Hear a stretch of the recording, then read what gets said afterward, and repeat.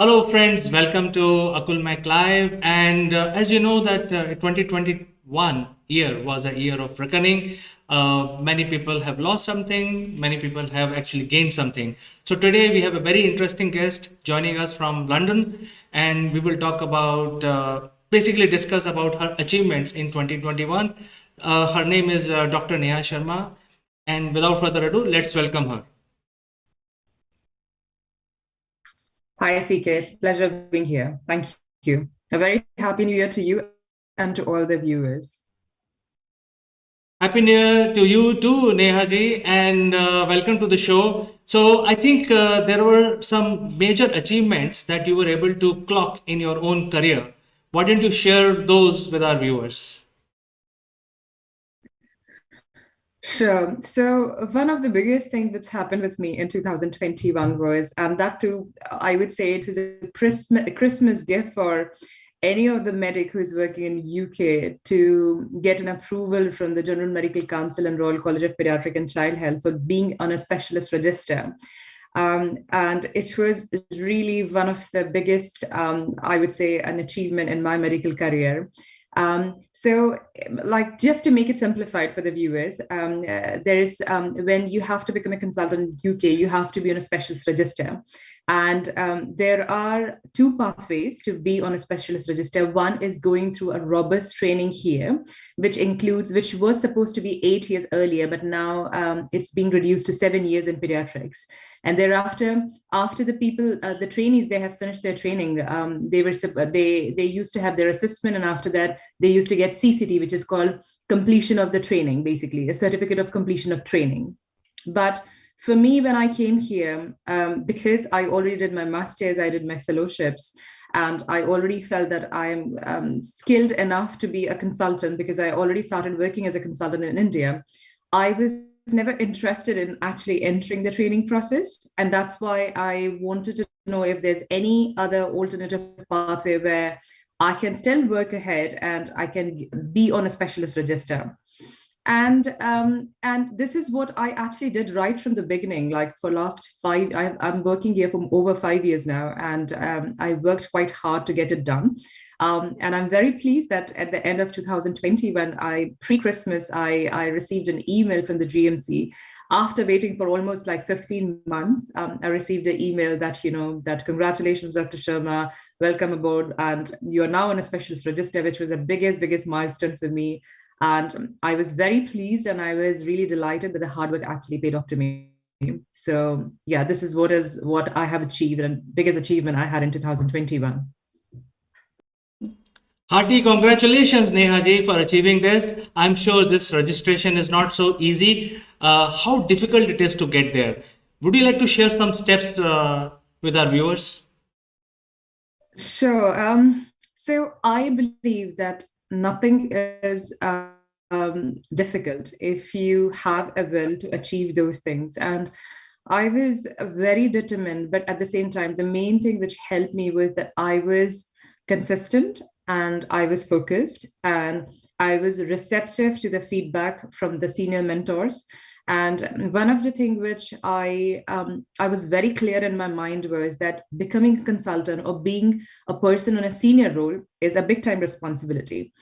And I never wanted to be an unsafe practitioner. And therefore, what I did was that I first focused on the various gaps in my knowledge, and also I addressed them very systematically. So first, I came here in UK in 2016 December, and thereafter, I worked in four different tertiary setups, like a big neonatal surgical units, where I gained multiple knowledge, like in terms of managing very sick newborn babies in a neonatal intensive care unit, as well as in transport setting.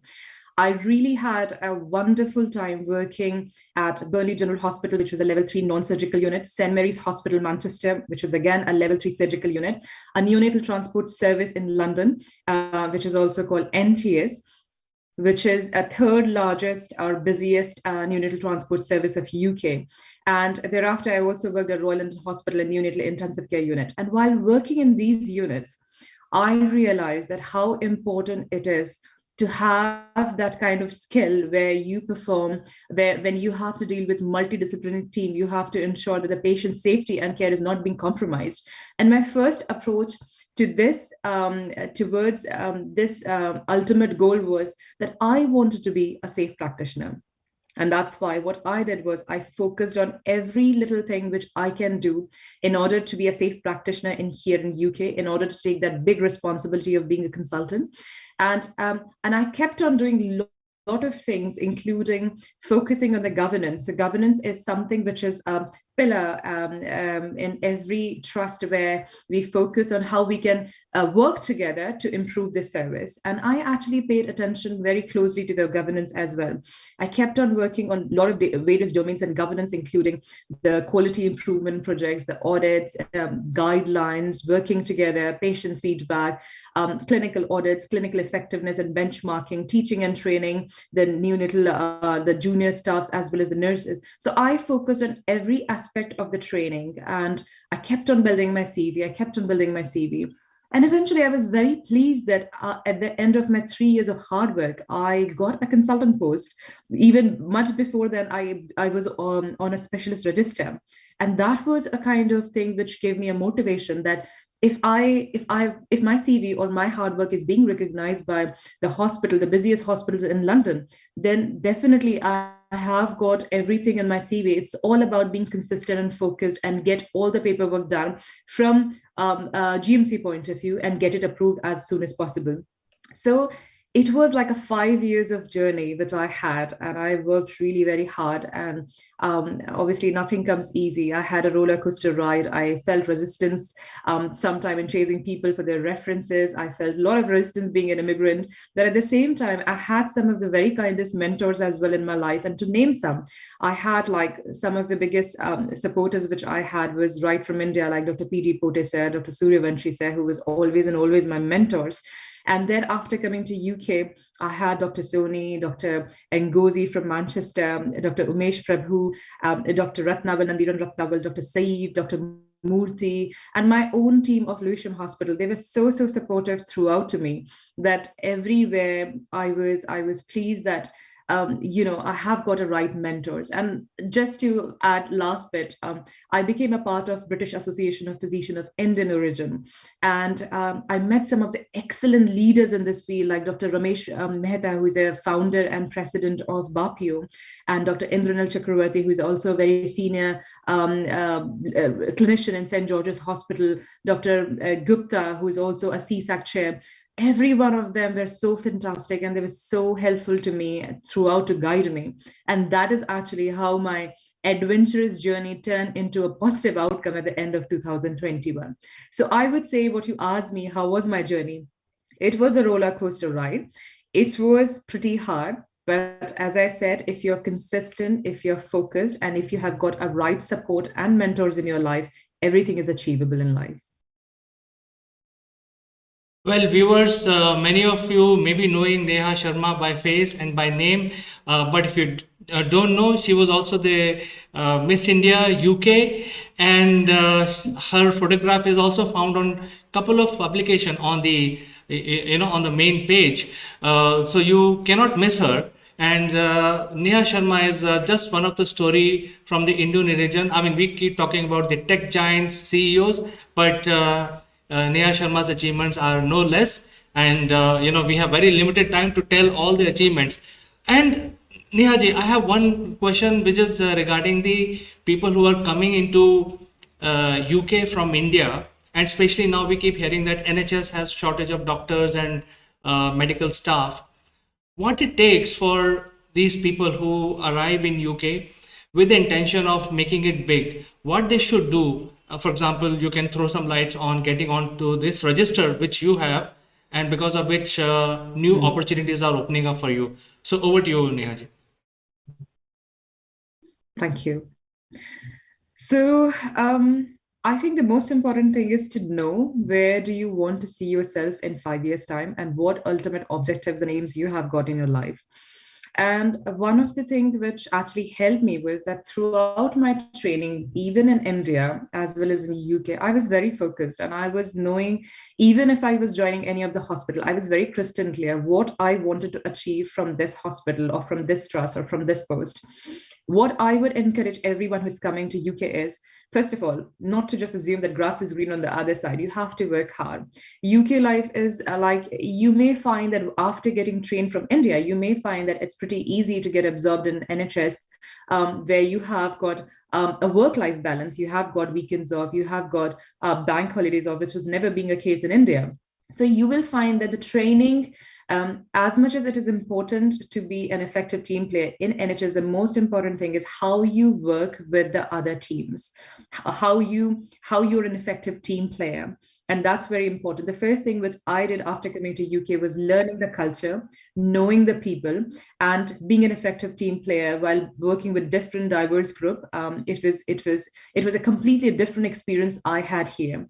I was not majorly focused on the clinical stuff, but I was focused on all the other things which is needed in any individual's personality, like, how to refine your communication skill, how to refine your leadership skill, knowing what and how NHS works, knowing what's your role as a senior person when you're working in the NHS, to deal and to be an effective team player within the multidisciplinary team. And how do you communicate or basically channelize the patient pathway between level 1, level 2, and level 3 units. So it's very important, first of all, to understand what exactly you want to achieve when you're coming to UK, whether you're just coming here for 1 or 2 years of time and you wanted to get back and you want to take your learning back to UK and want to develop your own setup in India, that's perfectly fine. That means what you need to focus is getting as much as experience as possible while working with different team and strengthening those areas. But if you're coming with an intention that you want to settle abroad, you want to bring your family here, it's a completely different pathway. That means you have to focus from a long-term perspective. That means either you have an option of entering the training, or the second option is the way I have done is actually getting a certificate of equivalence to be on a specialist register. But settling in UK itself has got its own long journey. You need to sort out your visa, you need to sort out your dependent visas, and you need to sort out a lot of things, your accommodation, your staying, and everything, your bank, and there's a lot of things. And like, it is equally like for the same, like, even if the people are coming for 1 or 2 years, they have to focus on all these things, because visa is always an always issue. Sometimes you're coming on different visa, and when you're changing your trust and you have decided that, okay, you want to stay here, again, you have to change your visa, you have to put almost £1,500 or something again for your visa. So it's a kind of challenge which is always being there with the immigrant doctors because of their visa status and being not having an ILR here. But if you know what exactly you wanted to achieve from abroad and what exactly and where you see yourself in next 5 years time, if these things are very crystal clear in your mind, the things become much easier. So first thing I would say, CK, here, that to answer your question, was being organized, being having a vision what you actually wanted to achieve from here, and then progressing in your career pathway accordingly. That is what I'm going to say to the people who are aiming to come to UK. Well, I think this is great information, and it is a sort of a guidebook for people who are trying to make it big, especially in the medical fraternity, and especially when NHS is going to open up their gates to fill the gap that they have right now. It's a open news that as the pandemic progresses, there will be more and more healthcare staff, doctors would be needed everywhere, not only in London, but also everywhere else in the world. So I think there are a lot of opportunities, and your story, your endeavor, your willpower is a great example to the people who are going to make it big, not only in UK, but anywhere in the world. Any last thoughts you would like to share with our viewers, Neha? Thank you, CK, for being kind. I would say, see, the pandemic is still going on. It's a current topic everywhere. And obviously, it's just not the NHS. Every organization in every part of the world is suffering because of that. There's lots and lots of staff shortage. As I always keep endorsing and emphasizing, the most important thing is your health and fitness and your well-being. Please, please, please don't ignore it, because obviously you can achieve much more height in your professional career, but that will only happen if you have a sound body and mind. And I can't like, people get bored me saying this thing, but I'll not stop saying that this is your priority, this is your temple. If you ignore your health and your well-being, in order to achieve, and if you are actually aspiring to achieve something big in life, you have to prioritize your health, you have to prioritize your life, and you have to prioritize your personal life. If that is being compromised, nothing is going to work. So please pay attention to your health and your fitness and your personal life. That is what I'm going to say. Thank you so much, Neha ji. Our best wishes are with you. Dr. Neha Sharma, it has been a great pleasure to talk to you yet again. We will catch up in the next one. Until then, I'd like to say goodbye. Thank you. Thank you so much, CK. It's always a pleasure to come here. Thank you.